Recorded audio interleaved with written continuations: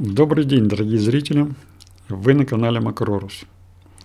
Роза кардана – одна из лучших и восхитительных мини-роз для содержания в квартире, и не только.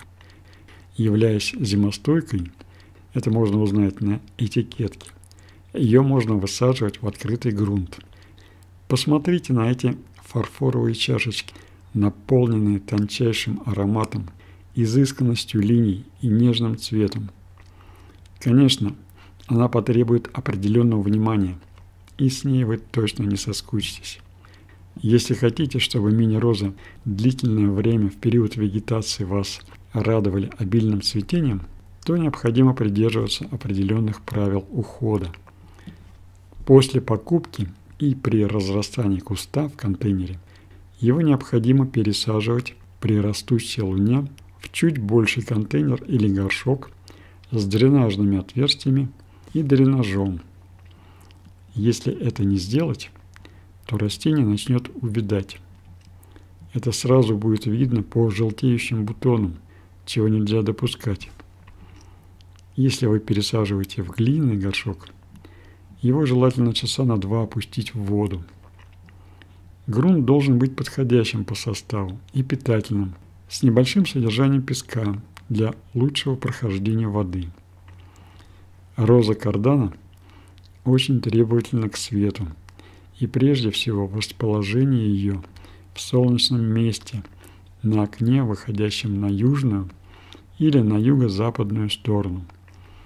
Любит солнце, но в летний период ее лучше притенять от жаркого палящего солнца при содержании в помещении. Как и для других роз, идеальная температура в период вегетации составляет от 15 до 20 градусов. Для того, чтобы куст не выглядел однобоко, его необходимо 1-2 раза в неделю поворачивать другой стороной к солнечному свету. При недостатке света ее лучше подсвечивать искусственным освещением, при этом ее не нагревая. Мини-роза не любит соседство с отопительными приборами и вентиляцией, не любит сквозняки, но любит свежий воздух. Полив розы должен быть регулярным, отстоянной водой комнатной температуры, и лучше его делать снизу через поддон. При этом необходимо следить за тем, чтобы влагой пропитался и верхний слой земли. При поливе сверху вода может полностью не пропитать грунт, к тому же из грунта вымываются полезные для растений элементы питания, образуется земляная корка, но в то же время верхний полив нельзя полностью исключать.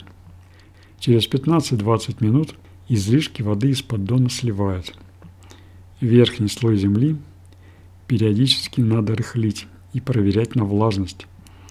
Мини-роза любит влажный воздух, и будет дополнительным плюсом легкое опрыскивание кипяченой водой комнатной температуры, а также использование открытых емкостей с водой в непосредственной близости от растения, особенно в жаркий и сухой период времени.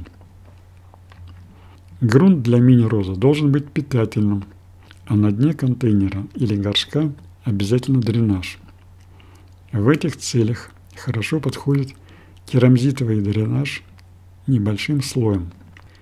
Чтобы роза росла и развивалась в период вегетации, ее необходимо регулярно подкармливать.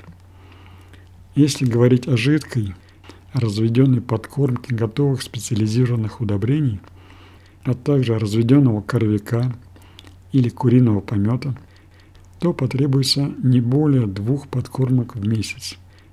Если говорить о внесении гранул, которые потребуют более длительного естественного растворения, то достаточно 1 раза в 1,5-2 месяца. Розы никогда не будут обильно цвести без регулярной и грамотной обрезки. Обрезка необходима для восполнения сил растения к дальнейшей бутонизации побегов. Под обрезкой необходимо понимать удаление засохших побегов и листьев, старых или начинающих увядать бутонов, которые к тому же портят внешний вид куста. Ее необходимо проводить острым и стерильным секатором или ножом. Угол среза должен быть с легким наклоном, примерно до 45 градусов. Срез производится ниже отцветшего бутона, перед узлом новых побегов или внешней почки. Обрезка может производиться и немного ниже, также перед внешней почкой. Побеги, растущие внутрь куста и чрезмерно загущающие его, не способствуют циркуляции воздуха внутри. Их также можно удалить. Разумеется, мини-розы не будут цвести и могут погибнуть, если заведутся насекомые-вредители. Основные вредители мини-роз – тля и паутинный клещ, с которыми необходимо бороться. Все вышесказанное относится к периоду вегетации мини-роз. Имея многолетний опыт общения с мини-розами, выявил для себя две основные ошибки в их содержании. Первое. В самом начале я относился к ним как к комнатным растениям с круглогодичной вегетацией. Действительно, как написано в некоторых статьях, в зимний период времени их также можно поливать, но с меньшей интенсивностью. Но за этот период времени многие из них значительно ослабевали, а некоторые погибали. Со временем пришло понимание того, что они нуждаются в покое, а главное, наверное, это температурный режим около 10 градусов, который необходим комнатным розам для этого состояния на период зимы, и обрезка верхней части кустов и удаление засохших листьев. Такая обрезка необходима для того, чтобы к весне пошли более сильные побеги из оставшихся почек. Им так же, как и чайно-гибридным розам, необходим зимний период покоя для восполнения сил.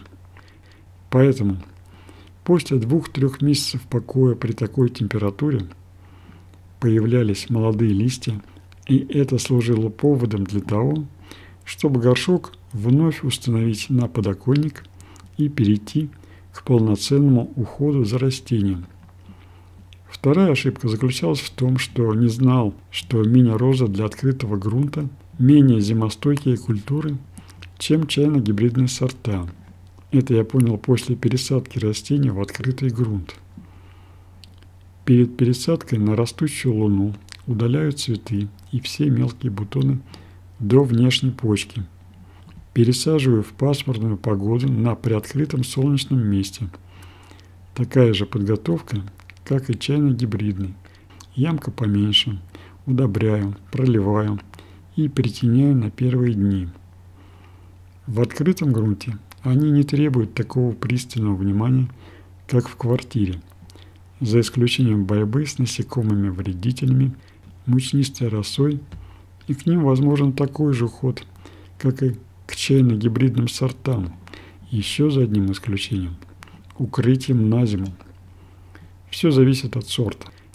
Осенью я их не выкапывал, а обрезал, оставляя примерно 8-10 сантиметров, и тщательно укрывал на зиму. Обратил внимание на то, что засыпанные сверху землей и затем тщательно укрытые мини-розы зимуют лучше, так как они менее морозостойки, чем чайно-гибридные сорта, и более требовательны к укрытию. К сожалению, это понимание пришло не сразу. Не все мини-розы в саду перезимовывали, но одна из них более 5 лет радовала своим пышным цветением. Из всех мини-роз, с которыми общался, мне больше понравилась роза кардана. Я поделился с вами своим опытом. Друзья, если вам было интересно, подписывайтесь на канал. Кому понравилось, оцените лайком и напишите комментарий. Спасибо за просмотр.